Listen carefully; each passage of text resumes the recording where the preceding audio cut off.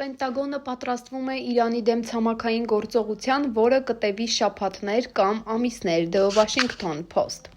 Պենտագոնը պատրաստվում է Իրանի դեմ ցամաքային գործողության, որը կտևի շաբաթներ կամ մի քանի ամիս, այս մասին գրում է The Washington Post-ը։ Ըստ լրատվամիջոցի, ցանկացած հնարավոր ցամաքային արշավ չի լինի լիարժեք ներխուժում։